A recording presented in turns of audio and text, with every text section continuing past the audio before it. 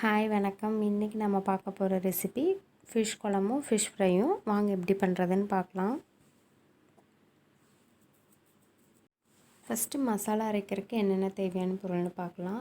எண்ணெய், கொத்தமல்லி தூள் 2 ஸ்பூன், பட்டை, கிராம்பு, சோம்பு, கசகசா, சின்ன வெங்காயம் 150 கிராம், பூண்டு, கருவேப்பிலை, மீன் குழம்பு மசாலா 3 ஸ்பூன், தக்காளி 1, தேங்காய். ஒரு பேன் வச்சுட்டு 3 ஸ்பூன் எண்ணெய் ஊற்றிட்டு வெங்காயம், பூண்டு, கருவேப்பிலை வணக்கி விட்டுருங்க.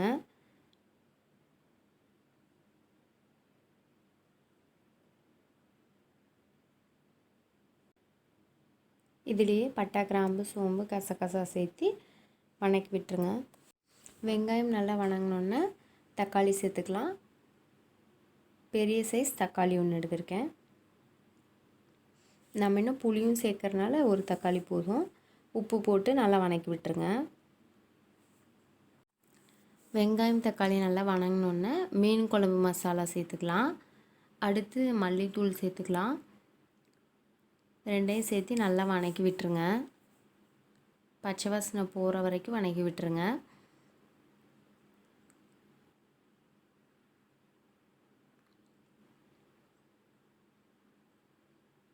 அடுத்து தேங்காய் சேர்த்துக்கலாம். தேங்காய் கொஞ்சமாக சேர்த்துக்கிட்டா போதும். ரொம்ப சேர்த்துனோம்னா இனிப்படிச்ச மாதிரி ஆயிரும். சேர்த்து நல்லா வணக்கி விட்டுருங்க. அவ்வளோதாங்க. இதை ஆஃப் பண்ணி வச்சுருங்க. இப்போ இதில் கொஞ்சம் கொஞ்சமாக தண்ணி சேர்த்து அரைச்சி எடுத்துக்கலாம்.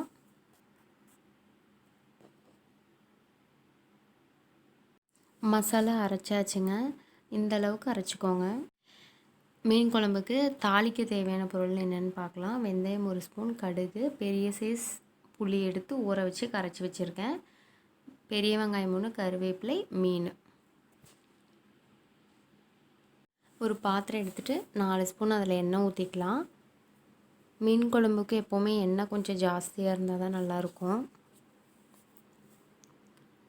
இதிலே கடுகு தாளிச்சிடலாம்.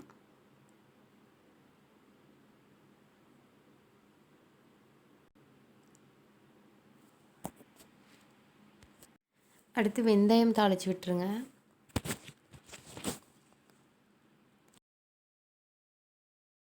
பெரிய வெங்காயம் 3 எடுத்திருக்கேன், அதுவும் கருவேப்பிலையும் சேர்த்து நல்லா வணக்கி விட்டுருங்க.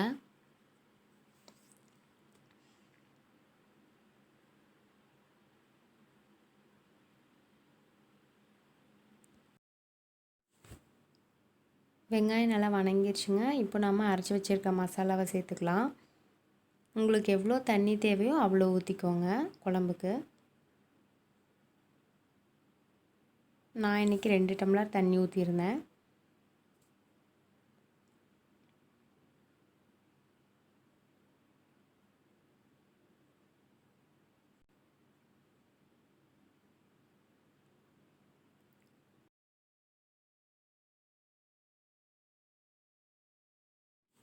இப்போ குழம்பு நல்லா கொதிச்சிட்ருக்கு. நம்ம புளி சேர்த்துக்கலாம்.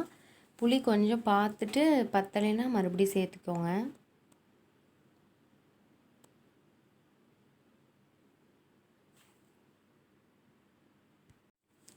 புளி தண்ணியில் நல்லா கொதித்து குழம்பு கெட்டியாக வந்துருச்சுங்க. இப்போ நாம் மீன் சேர்த்துக்கலாம். மீன் சேர்த்துட்டு கரண்டி போட்டு கிளறிடாதீங்க. அடுப்பை ஆஃப் பண்ணி வச்சுருங்க. மீன் அந்த சூட்லேயே வெந்துடும். இல்லைன்னா ரொம்ப குழஞ்ச மாதிரி ஆயிரும் மீனெல்லாம். 5 மினிட்ஸ் கழித்து ஓப்பன் பண்ணுங்கள். மீன் கரெக்டாக இருந்தது. குழன்னுலாம் ஆகலை, நல்லா வந்திருந்தது. வேணும்னா நீங்கள் இப்போவும் தாளித்து கொட்டிக்கலாம், இல்லைன்னா தேவையில்லை. நான் இன்றைக்கி தாளிக்கலைங்க. அவ்வளோதாங்க, மீன் குழம்பு ரெடி ஆயிடுச்சு. இப்போது ஃபிஷ் ஃப்ரை எப்படி பண்ணுறதுன்னு பார்க்கலாம். அதுக்கு ஃபஸ்ட்டு மசாலா ரெடி பண்ணி வச்சிடலாம். நான் இன்றைக்கி 3 ஸ்பூன் இஞ்சி பூண்டு பேஸ்ட்டு, அடுத்து கார்ன்ஃப்ளவர் 2 ஸ்பூன், 1.5 கிலோ மீனுக்கு நான் சொல்லிகிட்ருக்கேன். அடுத்து கறி மசால் 2 ஸ்பூன். மீன் ஃப்ரைக்கு கறி மசால் சேர்த்து பாருங்கள், டிஃப்ரெண்ட் டேஸ்ட்டாக நல்லாயிருக்கும்.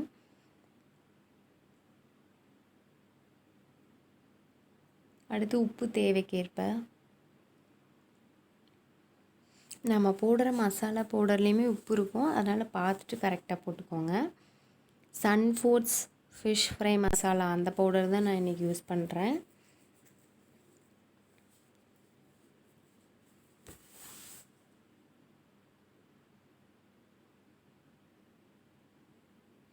உங்கள் காரத்துக்கு தகுந்த மாதிரி போட்டுக்கோங்க. போட்டு நல்லா கொஞ்சம் கொஞ்சமாக தண்ணி ஊற்றி மிக்ஸ் பண்ணி விட்டுருங்க.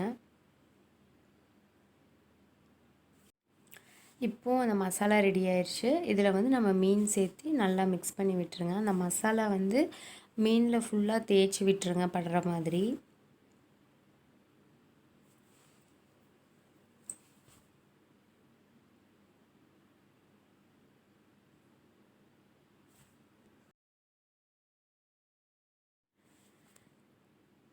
பாருங்கள், மசாலாலாம் நல்லா மீனில் மிக்ஸ் ஆயிடுச்சு. இப்போ நம்ம ஒரு முட்டை சேர்த்து மறுபடியும் கலந்து விட்டுறலாம்.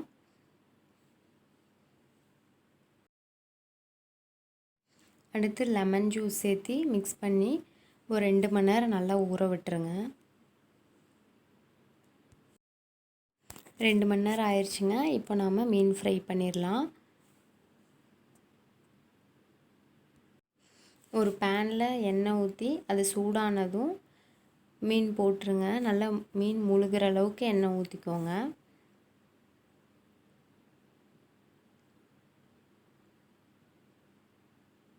போட்டு ஒரு சைடு ஃப்ரை பண்ணி எடுத்துடலாம்.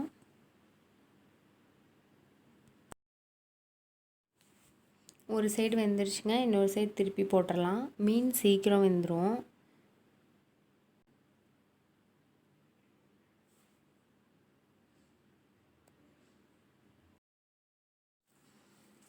ஃப்ரை ஆயிடுச்சுங்க. இப்போ நம்ம மீன் எடுத்துடலாம்.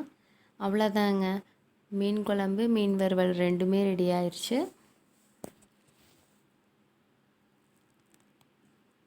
நீங்களும் உங்கள் வீட்டில் செஞ்சுருப்பீங்க. நான் பண்ண மாதிரி எப்படி இருக்குன்னு ட்ரை பண்ணிவிட்டு என் கூட கமெண்ட்டில் ஷேர் பண்ணுங்கள். உங்களுக்கு இந்த ரெசிபி பிடிச்சிருந்துன்னா மறக்காமல் சப்ஸ்கிரைப் பண்ணுங்கள். தேங்க்யூ.